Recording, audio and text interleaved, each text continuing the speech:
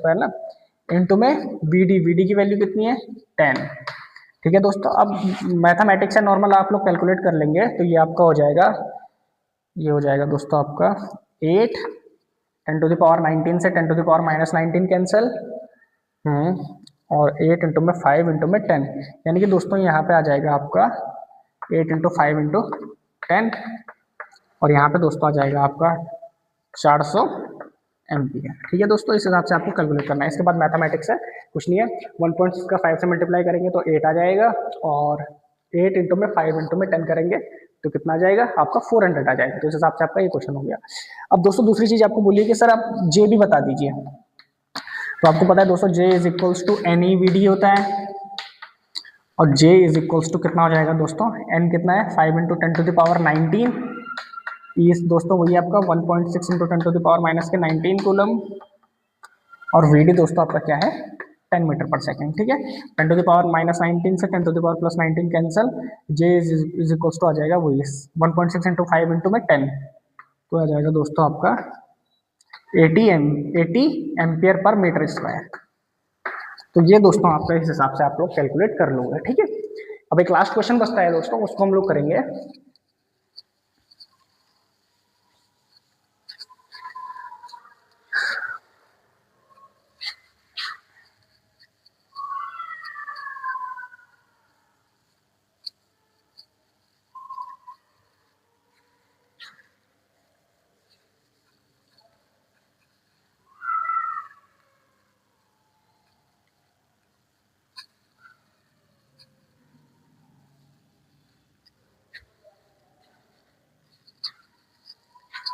ठीक है दोस्तों, तो अब एक क्वेश्चन लेते हैं।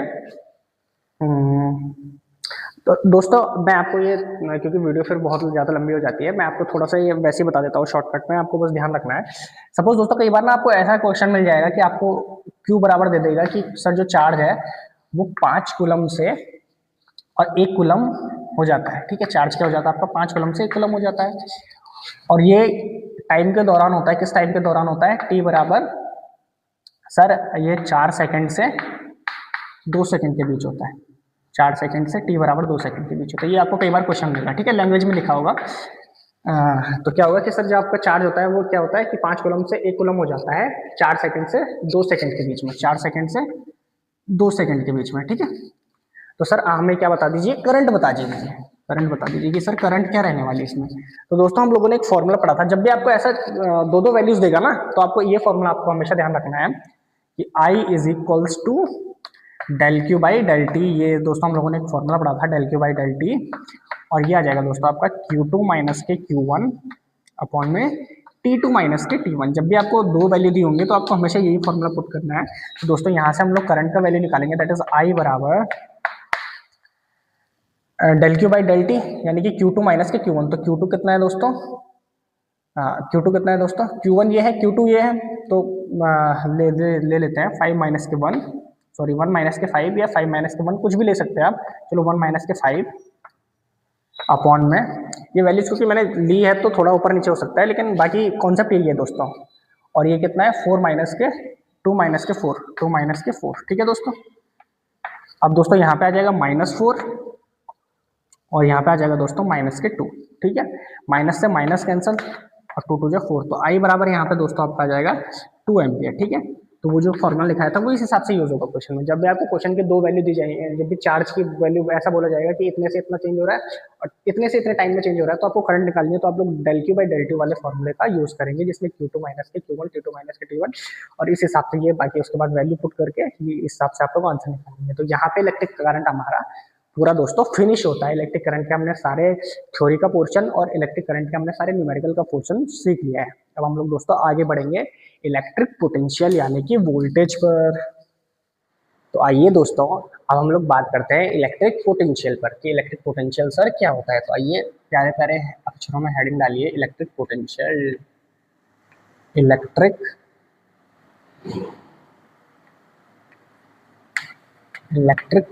पोटेंशियल।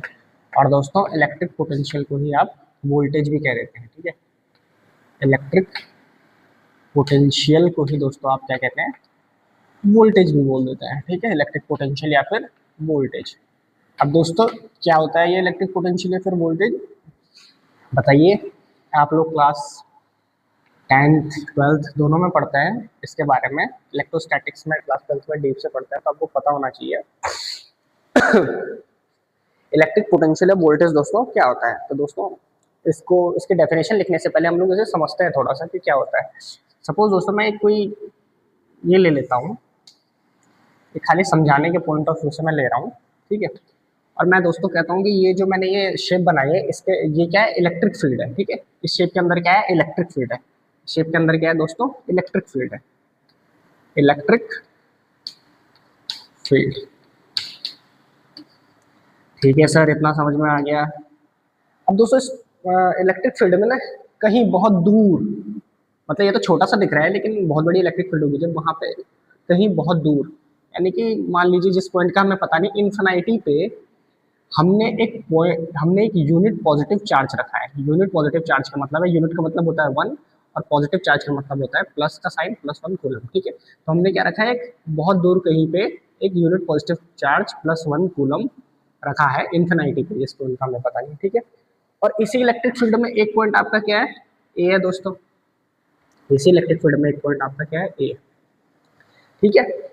तो इलेक्ट्रिक फील्ड में किसी यूनिट पॉजिटिव चार्ज को इन्फिनिटी से यानी कि बहुत दूर से या फिर अनंत से किसी पॉइंट तक लाने में जो वर्क डन किया जाता है, किसी पॉइंट तक लाने में जो वर्क डन किया जाता है, वर्क किया जाता है, उसे ही दोस्तों हम लोग क्या बोलते हैं, उसे ही हम लोग इलेक्ट्रिक पोटेंशियल या फिर वोल्टेज बोलते हैं, ठीक है दोस्तों। केवल समझाने के पॉइंट ऑफ व्यू से मैंने यहाँ पे आपको डायग्राम बना के दिखाया है। तो बेसिकली दोस्तों इलेक्ट्रिक पोटेंशियल या फिर वोल्टेज जो होता है दोस्तों, वो क्या होता है, एक टाइप ऑफ वर्क होता है, एक प्रकार से क्या होता है, वर्क होता है, ठीक है। अब ये डेफिनेशन थोड़ी सी आपको अटपटे लग रही होगी अभी, अगर आपको समझ में नहीं भी आया तो भी कोई दिक्कत नहीं है, मैं आपको बता दूंगा कि आपको इलेक्ट्रिक पोटेंशियल या फिर वोल्टेज से आखिर समझना क्या है, ठीक है। वो हम लोग बाद में चलेंगे, लेकिन पहले हम थोड़ा सा थ्योरी वाला पार्ट कवर कर लेते हैं जितना हमारा नेसेसरी है, ठीक है। तो ये बेसिक, वैसे ये बेसिक डेफिनेशन है, इतना तो आपको पता ही होगा। तो लिख लेते हैं पहले एक बार definition, the work done work done is needed, the work done is needed to bringing, the work done is needed to bringing a unit positive charge, the work done is needed to bringing a unit positive charge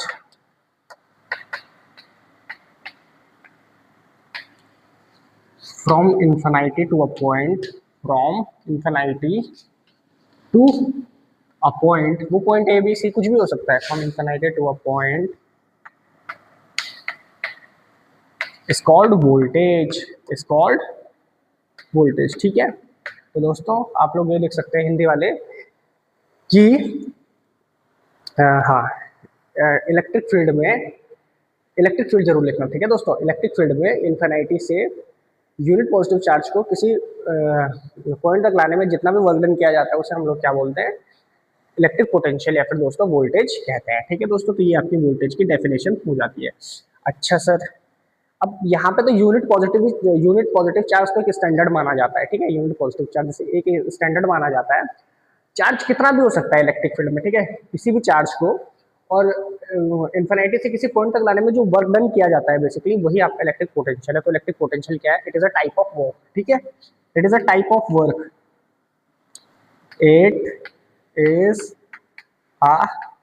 a type of work, it is a type of work. ठीक है, तो एक प्रकार का क्या है, work done होता है ये। ठीक है, अच्छा सर, तो सर हम लोगों ने ये भी जान लिया, ये भी जान लिया। अब work done is needed to bringing a unit positive charge from infinity to a point. ठीक है सर, तो यहाँ से इसका एक फॉर्मूला बनता है दोस्तों वोल्टेज का, that is V is equals to W upon Q, V is equals to W upon Q दोस्तों। ठीक है, अब जहाँ पर दोस्तों W क्या है आपका, W आपका होता है वर्क डन, W आपका होता है दोस्तों वर्क डन, ये आपका इलेक्ट्रिक पोटेंशियल का फॉर्मूला आ जाता है। और Q क्या होता है आपका दोस्तों, Q होता है आपका चार्ज, Q होता है सर हमारा चार्ज। ठीक है सर, इतनी चीजें समझ में आ गई दोस्तों। बात करें इसकी यूनिट की, तो इसकी SI यूनिट होती है, SI यूनिट होगी दोस्तों इसकी वोल्ट, SI यूनिट होगी दोस्तों इसकी वोल्ट। ठीक है सर, अच्छा एक यूनिट इसकी और लिखते हैं, SI यूनिट तो इसकी वोल्ट ही होगी, एक यूनिट और लिखते हैं। जैसे वर्क की यूनिट होती है कितनी, क्या होती है, जूल होती है, और चार्ज की यूनिट क्या होती है, कूलम होती है। तो इसकी यूनिट क्या भी आ जाती है, लेकिन ये केवल यूनिट है, SI यूनिट आपकी हमेशा वोल्ट ही होगी। ठीक है, ये यूनिट क्या हो जाएगी आपकी, एक और यूनिट जूल पर कूलम, जूल पर कूलम। ठीक है, और ये भी आप लोग याद रखिएगा कि 1 वोल्ट बराबर 1 जूल पर कूलम, या तो आप वोल्ट लिखें या फिर जूल पर कूलम लिखें। 1 वोल्ट बराबर 1 जूल पर कूलम, ठीक है, एक ही बात है। ठीक है, लेकिन SI यूनिट आपको जब भी लिखना है तो वोल्ट ही लिखिए। ठीक है सर, SI यूनिट की बात होगी। अब सर ये स्केलर क्वांटिटी है वेक्टर क्वांटिटी है, तो मेरे भाई इलेक्ट्रिक पोटेंशियल जो होती है आपकी, या फिर मैक्सिमम जितने भी इलेक्ट्रिकल क्वांटिटी है, एक दो को छोड़ के, जैसे करंट डेंसिटी को छोड़ के, वो सारी क्या होती है आपकी स्केलर क्वांटिटी होती है। क्या होती है बॉस, स्केलर क्वांटिटी होती है। ठीक है, अच्छा एक आध चीज़ें और है, वैसे तो ये आपके सेमेस्टर एग्जाम में शायद ना पूछा जाए, लेकिन कॉम्पिटेटिव में कई बार आ जाता है, कॉम्पिटेटिव में भी चांसेस कम है, लेकिन थोड़ा सा ध्यान रखिए अगर जब वोल्टेज पड़ी रहे तो करवा ही देते हैं। एक होता है आपका ISV, इंडियन स्टैंडर्ड वोल्टेज। तो इंडियन स्टैंडर्ड वोल्टेज होता है 415 वोल्ट 3 फेज में। ठीक है, 415 वोल्ट। ठीक है, और अगर सिंगल फेज की बात करें तो होता है 230 वोल्ट। ठीक है, और Indian standard voltage, Indian standard cell voltage, ठीक है, सेल के लिए इंडिया का स्टैंडर्ड वोल्टेज जो है 1.01 वोल्ट, 1.01 वोल्ट। ठीक है, तो ये बेसिक एक डाटा वाला पार्ट है जो कि मैंने आपको यहाँ पे करवा दिया। तो बेसिकली ये आपका इलेक्ट्रिकल पोटेंशियल या फिर ये आपका वोल्टेज होता है। ठीक है, अब हम लोग चलते हैं EMF पे।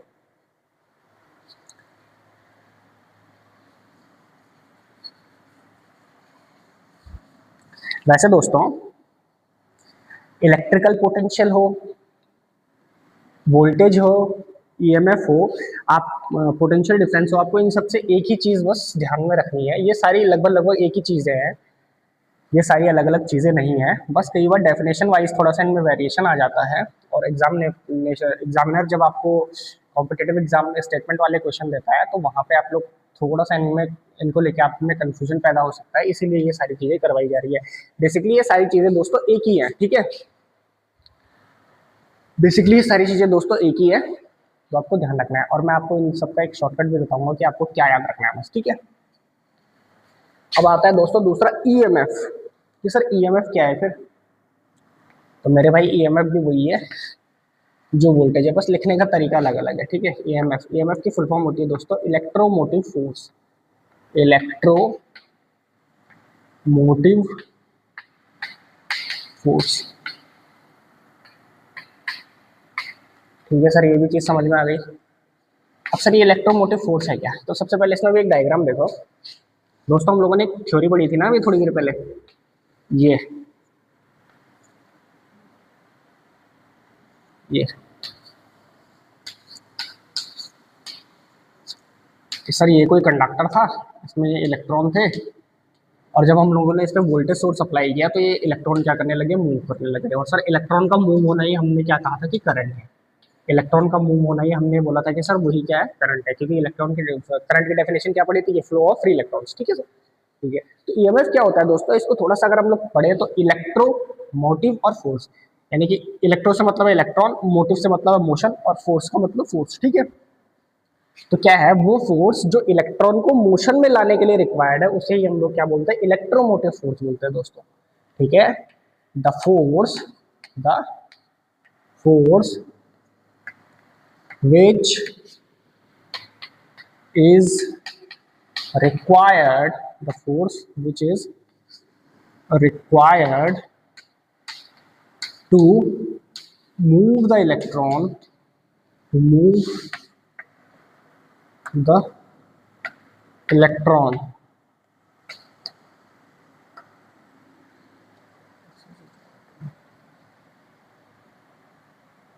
to move the electron, it is called electromotive force, it is called EMF, ठीक है। तो वो फोर्स जो इलेक्ट्रॉन को मूव करवाने के लिए रिक्वायर्ड होता है, इलेक्ट्रॉन को मोशन में लाने के लिए रिक्वायर्ड होता है, उसे ही हम लोग दोस्तों क्या बोलते हैं, इलेक्ट्रोमोटिव फोर्स बोलते हैं, ठीक है। अब दोस्तों जब भी मैं आपसे कहूंगा ना, देखो डेफिनेशन तो मैंने इनकी थोड़ा थोड़ा अलग अलग लिखा है क्योंकि कॉम्पिटेटिव एग्जाम में ये अलग अलग पूछे जाते हैं, लेकिन जब भी आपको बोला जाए इलेक्ट्रिक पोटेंशियल या फिर वोल्टेज के बारे में, या फिर पोटेंशियल डिफरेंस के बारे में, या फिर ईएमएफ के बारे में, तो आपको इन सब में से बस एक ही आपकी थ्योरी दिमाग में सेट होनी चाहिए इन सबका नाम सुनते ही, कि सर ये सर वोल्टेज क्या होता है, सर ये वो फोर्स होता है जो इलेक्ट्रॉन को मोशन में लाने के लिए रिक्वायर्ड होता है, सर ये वो फोर्स होता है जो इलेक्ट्रॉन को मोशन में लाने के लिए रिक्वायर्ड होता है, ठीक है। और सर इलेक्ट्रॉन का मोशन में आना ही तो हमने करंट पढ़ा था कि सर इलेक्ट्रॉन को मोशन में आना ही करंट होता है, तो वो फोर्स जो इलेक्ट्रॉन को मोशन में लाने के लिए रिक्वायर्ड होता है या करंट के लिए रिस्पॉन्सिबल होता है, उसी हम लोग क्या बोलते हैं, वोल्टेज बोल देते हैं। बस इतनी सी थ्योरी आपको दिमाग में सेट रखनी है, और बाकी इन सबकी डेफिनेशन जैसे मैंने दिखाई है वो डेफिनेशन भी आपको अपनी जगह याद होनी चाहिए, ठीक है। तो बस यही कहानी है इसकी दोस्तों, बाकी इनका मीनिंग कोई अलग अलग नहीं है, बस कई बार क्वेश्चन आपसे अलग अलग पूछ लिया जाता है इसलिए ये करवा रहे हैं, ठीक है। अच्छा दोस्तों, इसकी भी वही एसआई यूनिट, इसकी भी यूनिट वगैरह सब इसकी भी क्या हो जाएगी, वोल्ट हो जाएगी, ये भी एक स्केलर क्वांटिटी होगा, तो सारा सेम डाटा है जैसे वोल्टेज का है, ठीक है।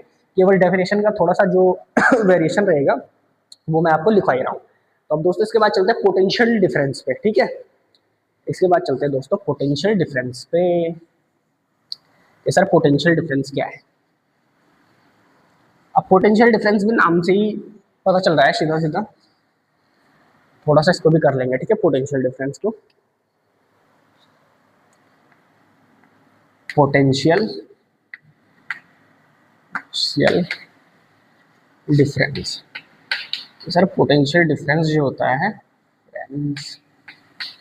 ये क्या चीज है, जिसे हिंदी में आप लोग क्या बोलते हैं, विभवांतर, विभव प्लस अंतर, यानी कि दो बिंदु विभवों के बीच का अंतर, ठीक है।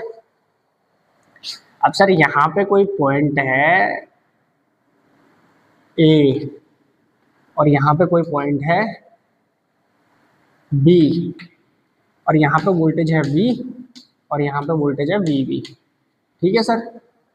अब पोटेंशियल डिफरेंस क्या होता है, दो पॉइंट वोल्टेज के बीच का difference, that is called potential difference, ठीक है। Difference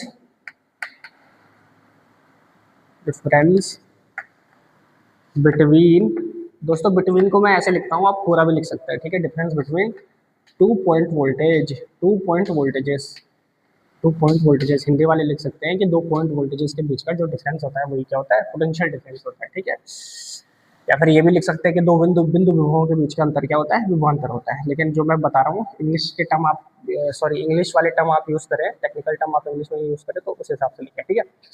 difference between two point voltages, difference between 2 point voltages is called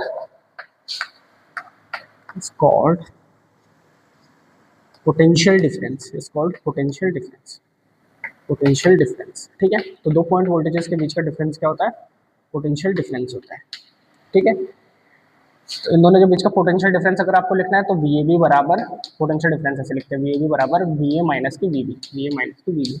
अब इसको डिटेल में समझेंगे, ये खाली मैं बेसिक बता रहा था, ठीक है। तो सर इसका भी सर यूनिट जो होने वाला है वो वोल्ट होने वाला है, क्योंकि है तो ये सारी एक ही चीज़ है ना।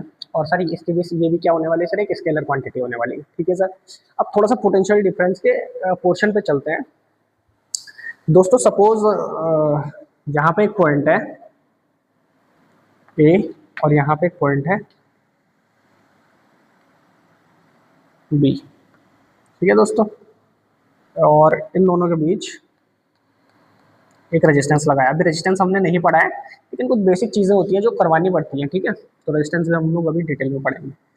तो ये करंट है आई, ठीक है दोस्तों। यहाँ पे सपोज वोल्टेज वी ए है, यहाँ पे दोस्तों वोल्टेज वी बी है, ठीक है। अब आपको बोला है कि इन दोनों पॉइंट्स के बीच पोटेंशियल डिफरेंस आप लोग दोस्तों लिखिए। तो पोटेंशियल डिफरेंस मैंने बताया जैसे कि आपको हमेशा लिखा जाता है वी ए बी बराबर वी ए माइनस के वी बी, ठीक है सर। अच्छा दोस्तों, जब भी ये वी ए बी हम लोग जो ये लिख रहे हैं, ये जो वी ए बी दोस्तों हम लोग लिखते हैं, इस हिसाब से पोटेंशियल डिफरेंस लिखा जाता है। वी ए बी में दोस्तों ये जो सफिक्स में हमने लिखा है ना नीचे, इसमें जो ए होता है, यानी कि जो आगे वाला जो हम लोग लेटर लिखते हैं वो क्या होता है, हमेशा हाइयर पोटेंशियल पॉइंट होता है। वो क्या होता है, higher potential point, higher potential, ठीक है सर। और जो बाद वाला होता है उसे हम लोग बोलते हैं लोअर पोटेंशियल पॉइंट, एलपीपी से मैंने इसे ड्रॉ किया, ठीक है। तो वी भी अगर लिखा है तो ए जो होगा वो हायर पोटेंशियल पॉइंट और बी जो होगा सर वो लोअर पोटेंशियल पॉइंट होगा, ठीक है सर। इतनी चीजें समझ में आ गई है। अब सर एक चीज और है कि सर हम लोग एक फॉर्मूला पढ़ते हैं, 10th में तो पढ़ते ही हैं, electric current I is equals to, electric current I is equals to potential difference, potential difference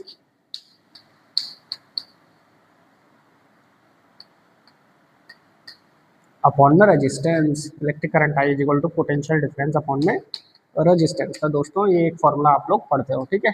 I is equal to V by R ना, या फिर potential difference upon resistance. Ohm flow में पढ़ते हैं, ओम फ्लो भी अभी हम लोग आगे कवर करेंगे, बट कुछ बेसिक्स यहाँ पे पकड़ने होते हैं इसलिए ये सब करवा रहा हूँ, ठीक है। तो I is equal to potential difference upon में रेजिस्टेंस, ठीक है सर। इतनी भी चीज़ें समझ में आ गई। अच्छा सर एक पॉइंट यहाँ पे और लिख लीजिए जो कि इम्पोर्टेंट है। सर आपने बताया कि ये जो पहले वाला पॉइंट होगा ये हायर पोटेंशियल पॉइंट होगा, दूसरे वाला पॉइंट होगा वो लोअर पोटेंशियल पॉइंट होगा। इसका मतलब सर हम लोगों ने एक पैटर्न ऑब्जर्व किया कि इलेक्ट्रिक करंट, यानी कि करंट ऑलवेज, इलेक्ट्रिक करंट है फिर current always flow from higher potential to lower potential. Electric current always flow from higher potential to lower potential, ठीक है सर। इतनी चीज़ भी हमें समझ में आ गई है कि इलेक्ट्रिक करंट जो फ्लो होगा वो हमेशा हायर पोटेंशियल से लोअर पोटेंशियल की ओर फ्लो होगा। इसके एग्जांपल समझते हैं, यहीं पे समझा देता हूँ, ठीक है। कि सर ये कैसे होगा, आप जो बता रहे हैं ये होगा कैसे। तो ये ऐसे होगा मेरे भाई, ठीक है। सपोज यहाँ पे है 10 वोल्ट, ठीक है, और यहाँ पे 5 वोल्ट, ठीक है। अब हायर पोटेंशियल पॉइंट कौन सा है सर? 10 वोल्ट। जिसका मान ज्यादा है वही तो हायर है, और जिसका कम है वो क्या है? Lower potential point. ठीक है, तो करंट जो होगी वो हमेशा हायर पोटेंशियल से लोअर पोटेंशियल की ओर चलेगी, यानी कि 10 वोल्ट से 5 वोल्ट की ओर चलेगी आई। ठीक है, अगर यहाँ पे 5 हो और यहाँ पे 10 वोल्ट हो, तो ये हो गया आपका लोअर पोटेंशियल पॉइंट क्योंकि मैग्नीट्यूड कम है, और ये हो गया हायर पोटेंशियल पॉइंट क्योंकि इसका मैग्नीट्यूड हाई है। ठीक है, तो करंट हमेशा क्या करेगी? हायर पोटेंशियल से लोअर पोटेंशियल की ओर चलती है, तो करंट इस डायरेक्शन में, करंट इस डायरेक्शन में चलेगी। इतनी चीजें आपको समझ में आ गई होंगी दोस्तों, ये जितने भी अपने स्टेटमेंट लिखे थे उनको हमने पढ़ लिया है। ठीक है, अच्छा एक चीज और है दोस्तों, यहीं पे करवा देता हूं आपको। ठीक है, साइड में थोड़ा सा एक नोट बना के लिखिएगा, current flow, current flow due to potential difference, current flow due to potential difference. और ये बहुत इंपॉर्टेंट कॉन्सेप्ट है दोस्तों, इस पर बहुत बार सवाल आ चुका है, डिफरेंस। ठीक है, चाहे ये नीचे वाली स्टेटमेंट हो, ये भी इंपॉर्टेंट है, चाहे ये वाली स्टेटमेंट हो, इन दोनों से कई बार सवाल आ जाता है, छोटा बड़ा। ठीक है, तो current always flow due to potential difference. ठीक है, पोटेंशियल डिफरेंस के कारण फ्लो होता है। सर मतलब क्या है इसका? मतलब ये है मेरे भाई कि अगर यहाँ पे हम लोगों ने एक केस लिया है, ठीक है, ये कोई आर है, यहाँ पे है सर आपका 10 वोल्ट, और यहाँ पे है सर आपका 10 वोल्ट। ठीक है, तो सर यहाँ पे भी 10 वोल्ट है, यहाँ पे भी 10 वोल्ट है। ठीक है, तो सर पोटेंशियल डिफरेंस अगर हम लोग इनमें लिखे तो सर कितना हो जाएगा? तो ये हो जाएगा मेरे भाई वी ए बी, यहाँ पे ए मान लेते हैं, यहाँ पे बी मान लेते हैं, वी ए बी बराबर 10 और माइनस के 10, वी ए बी बराबर 10 माइनस के 10, यानी कि वी ए बी बराबर 0। यानी कि इन दोनों के बीच पोटेंशियल डिफरेंस कितना है? 0 है। और ये हमें कुछ वैसे भी समझ में आ रहा है कि सर यहाँ पे भी 10 वोल्ट है और यहाँ पे भी 10 वोल्ट है, तो इन दोनों के बीच तो कुछ डिफरेंस है ही नहीं, इन दोनों के बीच कोई डिफरेंस ही नहीं है। तो जब इन दोनों के बीच कोई डिफरेंस नहीं है, जब इन दोनों के बीच कोई डिफरेंस नहीं होगा, तो उस केस में करंट कितना होगा? 0 होगा, या इन दोनों के बीच करंट फ्लो नहीं होगा, यानी कि यहाँ पे जो आई होगा वो बराबर 0 होगा, इन दोनों के बीच करंट फ्लो नहीं होगा। ठीक है, क्यों नहीं होगा? क्योंकि sir current flow due to potential difference, potential difference के कारण सर करंट फ्लो होता है, करंट फ्लो होता है। और जब पोटेंशियल डिफरेंस नहीं होगा या फिर पोटेंशियल दोनों पॉइंट पे सेम होगा, तो करंट फ्लो नहीं होगा। ठीक है, कैसे? देखो रख के देख लेते हैं। ये फॉर्मूला है ना, आई बराबर पोटेंशियल डिफरेंस अपॉन रेजिस्टेंस। तो आई बराबर पोटेंशियल डिफरेंस कितना आ गया सर? 0 आ गया, और रेजिस्टेंस की वैल्यू कुछ भी हो तो जब ऊपर 0 आ गया तो आई का मान 0 ही होना है। ठीक है, तो आपको ये चीज हमेशा ध्यान रखनी है कि अगर current flow due to potential difference, यानी कि अगर दोनों पॉइंट का पोटेंशियल सेम है तो करंट फ्लो नहीं होगा। तो ये कुछ बेसिक चीजें थी पोटेंशियल डिफरेंस के बारे में।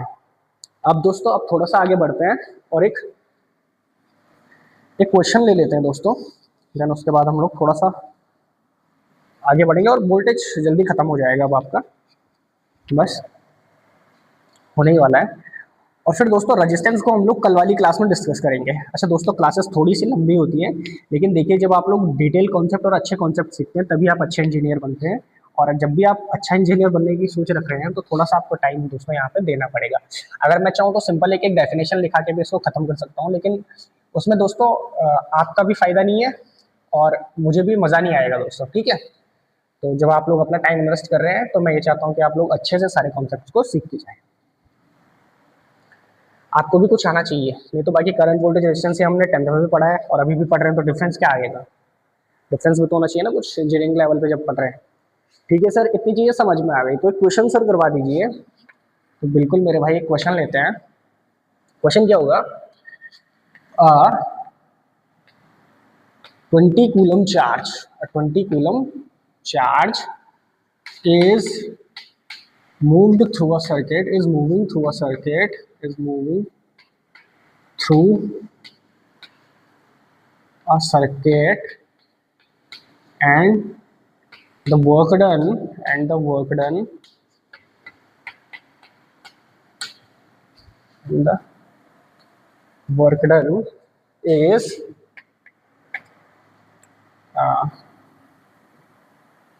इसे 25 कर लो दोस्तों। ठीक है, इसे 25 कर लो, और the work done is 200 coulomb, sorry 200 joules, 200 joules. ठीक है, find the voltage in the circuit, find the voltage in the circuit. तो दोस्तों फाइंड करिए वोल्टेज को।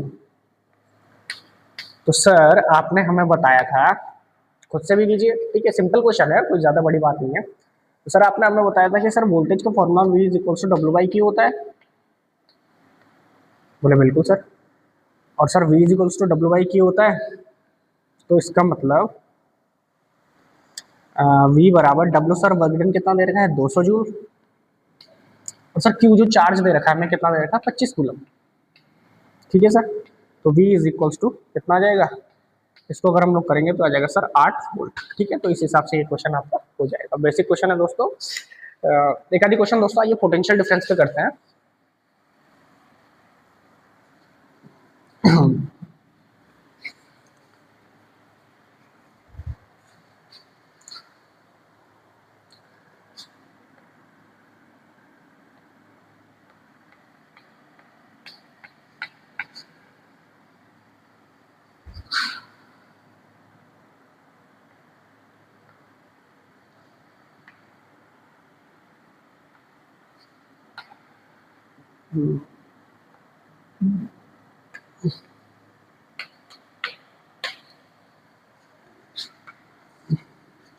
ये दोस्तों दो क्वेश्चन है, ठीक है।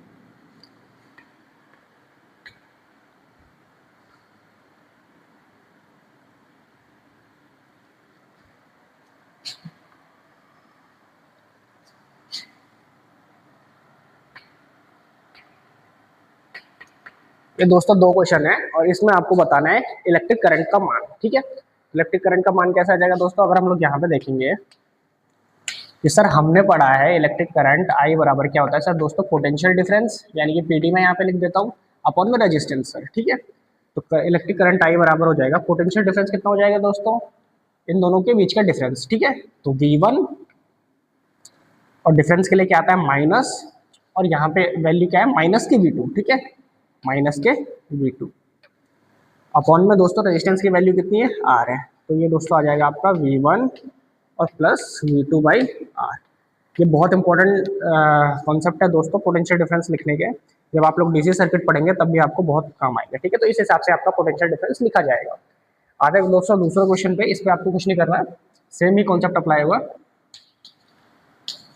यहाँ पे भी दोस्तों आपको पता है कि करंट आई का वैल्यू, अब देखो करंट आई यहाँ से आ रही है आई, ठीक है दोस्तों, तो जहाँ से आ रही है उसे हम लोग हायर पोटेंशियल पॉइंट मानते हैं बेसिकली, क्योंकि हमें पता है ना कि electric current always flow from higher potential point to lower potential point. तो अगर यहाँ से फ्लो हो रही होती तो ये हायर पोटेंशियल सॉरी, अगर यहाँ से फ्लो हो रही होती तो ये क्या होता हायर पोटेंशियल पॉइंट होता, लेकिन फ्लो यहाँ से हो रही है तो इसका मतलब क्या है बाय डिफॉल्ट ये क्या है हायर पोटेंशियल पॉइंट है। तो पोटेंशियल डिफरेंस, ठीक है, तो यहाँ पे कितना आ जाएगा माइनस के V2 इन दोनों के बीच का डिफरेंस। ठीक है, माइनस के V2 और डिफरेंस के लिए क्या आ जाएगा, डिफरेंस के लिए माइनस आ जाएगा, और यहाँ पे कितना है V1 बाई R। ठीक है, तो ये दोस्तों यहाँ पे आपका आंसर आ जाएगा। तो इस हिसाब से आपको पोटेंशियल डिफरेंस दोनों लिखने हैं दोस्तों। ठीक है, अब आइए अब चलते हैं आपके नेक्स्ट स्टेप यानी कि वोल्टेज ड्रॉप की तरफ। दोस्तों अब बढ़ते हैं वोल्टेज ड्रॉप की तरफ कि दोस्तों वोल्टेज ड्रॉप क्या होता है। ठीक है, तो वोल्टेज ड्रॉप बहुत बेसिक सी चीज़ है, आपको बस एक चीज़ ध्यान रखनी है। देखो जितने भी हमारे ओमिक कंटेंट है ना, ओमिक कंटेंट मतलब जिसकी यूनिट क्या होती है ओम होती है। ठीक है, अभी मैंने रेजिस्टेंस कुछ नहीं पढ़ाया, पर आपको बेसिक वोल्टेज ड्रॉप समझने के लिए थोड़ा सा आपको चीज़ें समझनी पड़ेगी। ठीक है, जिनकी यूनिट ओम होती है, जैसे रेजिस्टेंस की सारी यूनिट ओम होती है। इंडक्टिव रिएक्टेंस ये आप लोग एसी में पढ़ोगे, इसकी यूनिट भी ओम होती है। कैपेसिटिव रिएक्टेंस ये भी आप लोग एसी में पढ़ोगे, इसकी यूनिट भी आपकी क्या होती है ओम होती है। ठीक है, और आपका जैसे इम्पिडेंस हो गया, ठीक है, इसकी यूनिट भी आपकी क्या होती है ओम होती है। ये सारे एसी के टर्म है, हम लोग एसी में डिस्कस करेंगे, लेकिन अभी आपको बस बेसिक थोड़ा सा समझना है। तो जितने भी हमारे ओमिक कंटेंट हैं, ओमिक कंटेंट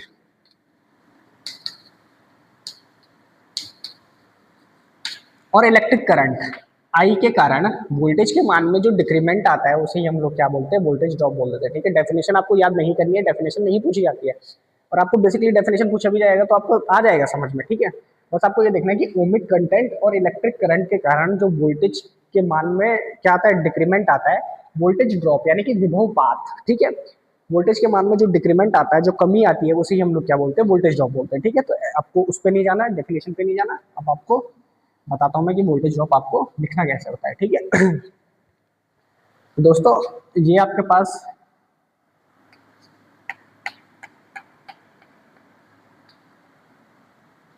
ठीक है, और ये आपके पास करंट है, 2 एम्पियर की करंट आ रही है यहाँ पे, और ये 5 ओम का रेजिस्टेंस है दोस्तों। तो वोल्टेज ड्रॉप जो होगा, वोल्टेज ड्रॉप V बराबर के, वोल्टेज ड्रॉप को हम लोग स्मॉल v से डिनोट करते हैं, वोल्टेज ड्रॉप V बराबर, इसकी यूनिट भी वोल्ट ही होती है। ठीक है, तो वोल्टेज ड्रॉप V बराबर होता है हमेशा IR। ठीक है, वोल्टेज ड्रॉप V बराबर क्या होता है हमेशा दोस्तों, IR। ठीक है, ये ध्यान रखिएगा। ठीक है सर, तो वोल्टेज ड्रॉप V बराबर I कितना है आपका 2 एम्पियर, और R कितना है आपका दोस्तों 5 ओम। तो 2 इंटू में 5 यानी कि 10 वोल्ट, तो इतना आपका क्या आ जाएगा दोस्तों, वोल्टेज ड्रॉप आ जाएगा। ठीक है, हाँ हाँ, इतना दोस्तों यहाँ पे वोल्टेज ड्रॉप आ जाएगा। तो सपोज अगर यहाँ पे इस पॉइंट पे 50 वोल्ट है, और ओमिक कंटेंट यानी कि रेजिस्टेंस और इलेक्ट्रिक करंट आई के कारण, 2 एम्पियर के कारण इसमें कितने का ड्रॉप हो गया, 10 वोल्ट का ड्रॉप हो गया। तो यहाँ पे 50 वोल्ट था, यहाँ पे 10 वोल्ट का ड्रॉप हो गया, यानी कि 10 वोल्ट कम हो गए, तो यहाँ पे कितना आ जाएगा, 40 वोल्ट आ जाएगा। ठीक है, एक एग्जाम्पल है बेसिक। और अगर आप ये 50-40 वाला कॉन्सेप्ट नहीं भी समझे तो भी आपको बेसिक बस इतना आना चाहिए कि voltage drop V equal to IR होता है। ठीक है, और कैसे निकालते हैं, ये इतना करंट है, इतना क्या है, रेजिस्टेंस है, तो इन दोनों का मल्टीप्लिकेशन क्या होता है, वोल्टेज ड्रॉप हो जाएगा। ठीक है, 10 वोल्ट, इस हिसाब से आपको वोल्टेज ड्रॉप निकालना है। अच्छा, कई बार थोड़ी सी एक पोलैरिटी वाला कंसेप्ट आ जाता है। ठीक है, तो उसको थोड़ा सा देख लेते हैं, ये कॉम्पिटेटिव एग्जाम के पॉइंट ऑफ व्यू से इंपॉर्टेंट है।